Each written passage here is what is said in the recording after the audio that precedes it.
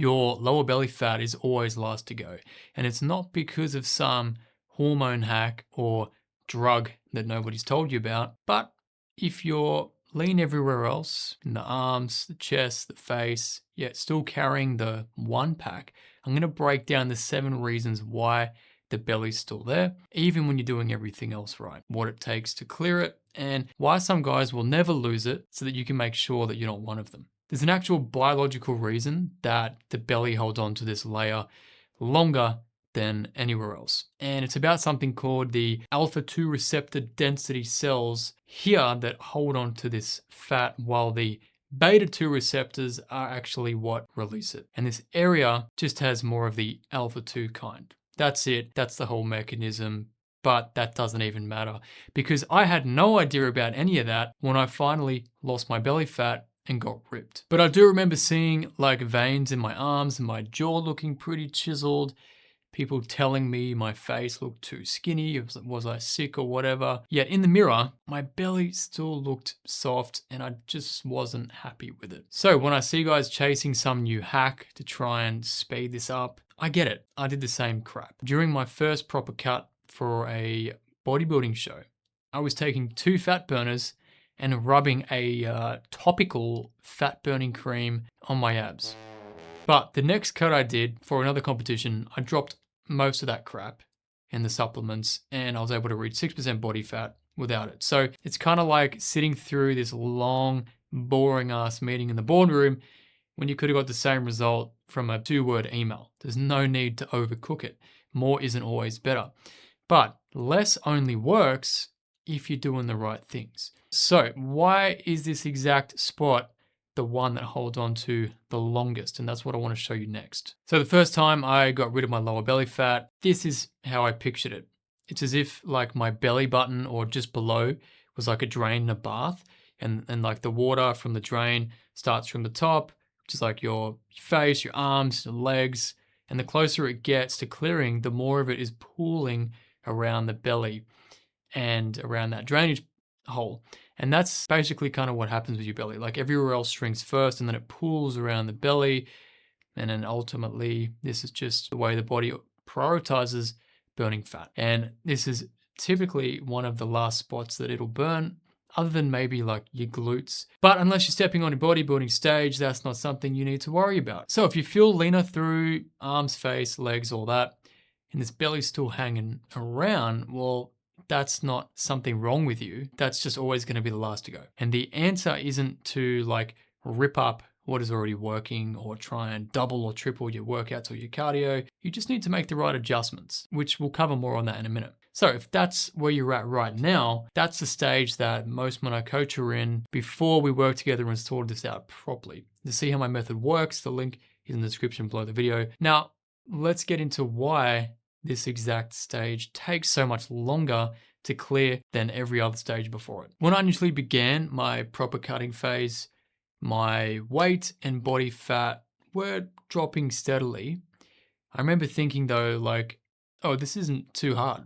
And if it just continues like this, I'll just, turn off fat loss mode once I get there and it'll, she'll be easy. Kind of like just hopping off the train at lean station when I get there. But that's not how it goes. By the time you're down to this belly area, you're pretty deep into a deficit, probably deeper than you've ever been, longer than you've ever gone. And the longer you're in a deficit, the harder your body kind of resists it. And that's a bit of metabolic adaptation, your basal metabolic rate slightly compensating by dropping due to being lighter, a bit more fatigued, having less energy coming in.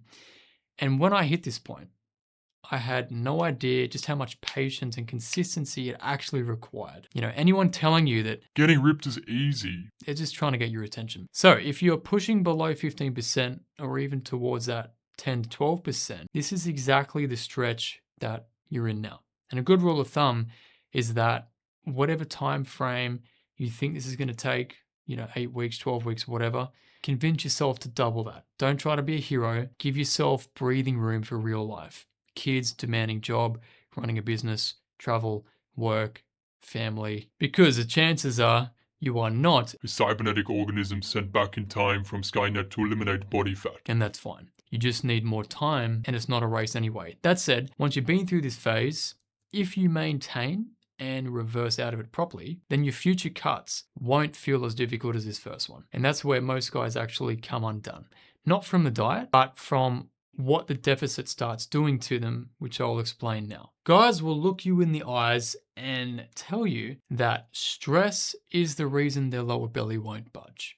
Look, when I got to 6% body fat for a competition in the Philippines, my sleep sucked, I caught a cold, I didn't have a consistent full-time income, I was relying on my girlfriend, now wife, to cover my bills and my food, and I knew that when I was flying home, I was gonna have to find a new job. It was one of the most stressful periods of my life, and it just made it feel a hell of a lot harder to get lean. But it never stopped me from losing fat. Some weeks the scale barely moved, but the photos kept improving, the measurements were getting better. So I was still getting leaner. There's a famous study from the 1940s where healthy men on a near starvation diet for over 6 months lost around a quarter of their body weight, despite some of the worst psychological distress ever recorded in a lab setting. So if stress alone couldn't stop fat loss, that wouldn't have happened.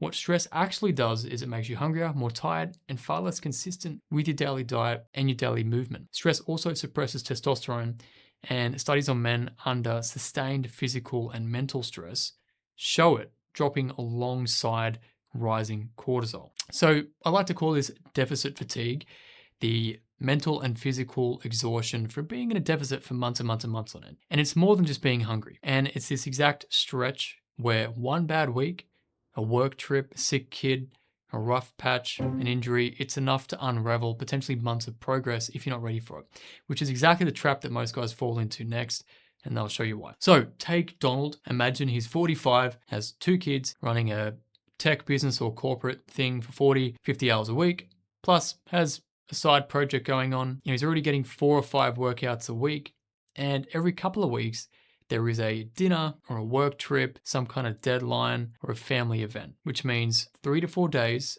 of eating properly then turns into 2 to 3 days of being on the seafood diet.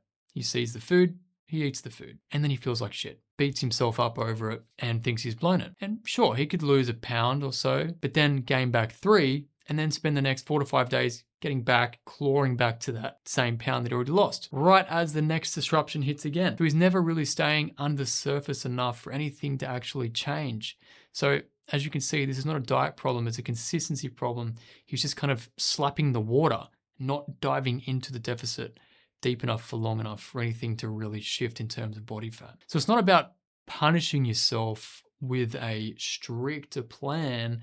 It's about a plan that's built to survive the out of routine days without blowing the whole week out. Because once your food actually survives real life, instead of falling apart the moment that hard things show up, then you won't need to resort to this next tactic that burns most guys out before the lower belly fat actually clears. So during my cut phase for the competitions, I would wake up, smash a black coffee, then go and do about 45 minutes of intense fasted cardio on the spin bike. And I was dripping wet and sweat, only 15 minutes into it. The problem was I would feel like absolute crap for the rest of the day until I had 2 or 3 meals in and I was still starving by dinner. Turns out that wasn't just in my head. The intense cardio burns through glycogen a lot faster.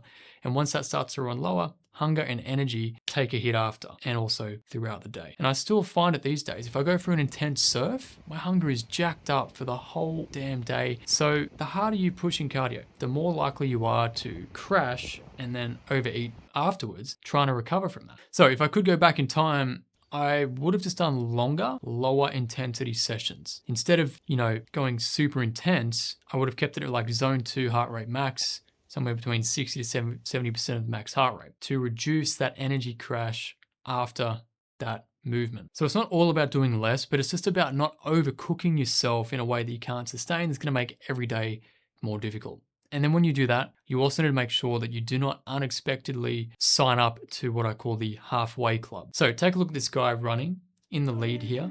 He's almost at the finish line. He's celebrating, having a good time, pumping his fists. However, things were not over.